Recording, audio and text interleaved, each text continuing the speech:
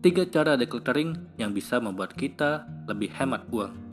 Decluttering atau beres-beres untuk mengatur barang-barang yang kamu miliki belakangan tengah menjadi tren berkat Marie Kondo dan juga dari penulis buku lainnya. Selain bersih-bersih rumah, kamu juga bisa meredakan stres dan ternyata ini bisa menghemat uang dengan decluttering. Merapikan ruanganmu adalah cara mudah untuk menghemat uang setiap hari. Tidak salah kalau kamu membayangkan decluttering rumah itu melelahkan. Tapi hal ini bisa disiasati dengan menyisihkan waktu setiap hari selama beberapa minggu untuk merapikan lemari atau rumah. Decluttering tidak hanya membuat rumah kamu terlihat lebih baik, tetapi juga menenangkan pikiran. Ketika rumah kamu secara visual menarik bagi dirimu, itu menjadi tempat perlindungan atau perlindungan kamu dari dunia luar. Menghemat uangmu karena kamu tidak berbelanja tanpa berpikir untuk menghindari berurusan dengan kekacauanmu, kata Laura Loni, pelatih keuangan yang dikutip dari Real Simple. Lalu bagaimana decluttering bisa membantu kamu menghemat uang dan juga menghasilkan uang? Yang pertama, tidak perlu beli. Terkadang kamu berpikir kalau kamu belum punya benda yang kamu inginkan tersebut. Namun ketika bongkar-bongkar lemari, kamu baru sadar bahwa itu tersimpan di lemari. Decluttering menunjukkan kepada kamu apa yang sudah kamu miliki, sehingga kamu dapat menggunakan apa yang kamu miliki. Salah satu manfaat dari decluttering adalah menemukan hal-hal yang kamu benar-benar lupa kamu beli, tetapi masih bisa digunakan sekarang. Pembelian tidak akan lagi menebak-nebak. Kamu akan membuat rencana untuk membeli barang hanya ketika kamu benar-benar membutuhkannya, kata Russell Isip, ahli decluttering di New York City. Menggunakan apa yang kamu miliki atau menemukan kegunaan baru untuk barang-barang lama adalah cara yang bagus untuk menghemat uang dan menjaga ruang tetap bersih. Kedua, lebih sadar kebiasaan belanja. Beberes atau decluttering bisa membantu kamu lebih sadar akan kebiasaan belanja. Ingat, belanja adalah kebutuhan. Kamu mungkin memiliki 5 sweater hitam yang sama, karena kamu membeli satu lagi setiap kali tidak dapat menemukan yang terakhir kamu beli. Dengan decluttering, kamu bisa membuat semua barang-barang kamu jadi lebih teratur. Sebelum memutuskan untuk beli sesuatu yang baru, decluttering juga dapat menunjukkan kebiasaan belanja kamu dan mencegah kamu membeli barang secara impulsif. Ketiga, jual barang-barang yang tidak terpakai. Beberapa barang mungkin masih bagus, tapi kamu sudah tak menginginkannya lagi. Daripada dibuang, kamu bisa menjualnya sebagai barang pre-love atau barang bekas. Menjual barang-barang kamu secara online dan menjualnya dengan harga yang jauh lebih murah daripada yang kamu beli juga sangat membantu dan menjadi momen yang membuka mata. Sekali lagi, kamu akan menyadari bahwa kamu bisa menghemat banyak uang hanya dengan tidak belanja barang baru sama sekali. Kali ini kita akan membahas tentang tips mencapai kebebasan finansial yang lain. Keuangan tentu merupakan salah satu aspek terpenting dalam kehidupan. Saking pentingnya, bahkan terkadang ada anggapan bahwa keuangan yang baik akan menghasilkan kehidupan yang baik pula. Hal tersebut tidak bisa dipungkiri sepenuhnya, karena melihat dari kondisi sekarang ini, hampir segala aspek kehidupan membutuhkan uang agar bisa dipenuhi.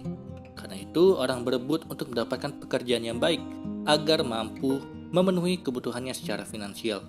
Di sisi lain, pada akhirnya setiap orang pasti berharap agar bisa bebas secara finansial atau memiliki financial freedom. Apa itu financial freedom? Financial freedom adalah kondisi di mana seseorang bisa bebas secara finansial. Dalam artian, keadaan di mana seseorang memiliki kekayaan yang mencukupi segala kebutuhannya untuk hidup tanpa harus bekerja sangat keras dan aktif untuk memenuhi kebutuhan yang sangat dasar seperti makan ataupun membeli pakaian. Bagi seseorang yang sudah mencapai kebebasan finansial, aset yang mereka miliki dapat menghasilkan uang yang nilainya lebih besar daripada biaya hidupnya. Dengan kebebasan finansial pula, seseorang bisa melakukan apapun yang ia kehendaki ataupun butuhkan dari segi keuangan. Contoh seseorang yang sudah mencapai kebebasan finansial itu seperti ini.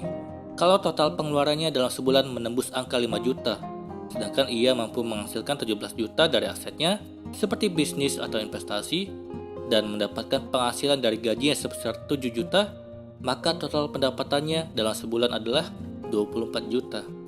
Sedangkan untuk menutupi pengeluarannya dalam sebulan, ia hanya perlu mengeluarkan 5 juta dari aset yang ia miliki, dan artinya asetnya masih tersisa sebesar 19 juta lagi. Kalau sudah seperti itu, artinya orang tersebut sudah mencapai kebebasan finansial. Inilah tips mencapai kebebasan finansial. Yang pertama, pahami kondisi keuangan kamu sekarang. Sebenarnya tidak penting berapa umurmu saat ini dan berapa penghasilan yang bisa kamu dapatkan dalam sebulan. Kebebasan finansial tidak diukur dari seberapa besar pendapatanmu, melainkan apakah pendapatan tersebut bisa menutupi segala kebutuhanmu. Pahami kondisi finansialmu sekarang, mulai dari berapa pengeluaran dan berapa pendapatan yang kamu miliki. Apakah pendapatan sudah mampu melunasi semua pengeluaranmu? Kalau belum, maka kamu belum bisa mencapai kebebasan finansial.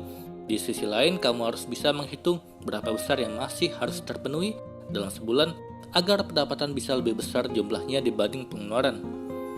Dengan demikian, kamu bisa fokus dalam menentukan tujuan keuangan ke depan.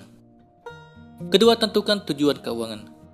Tentukan tujuan keuangan terlebih dahulu agar untuk kedepannya kamu bisa lebih mudah dalam menyusun strategi untuk mencapainya. Misalnya di bulan ini kamu harus bisa menghemat sekitar 20% dari total pengeluaran kamu di bulan sebelumnya.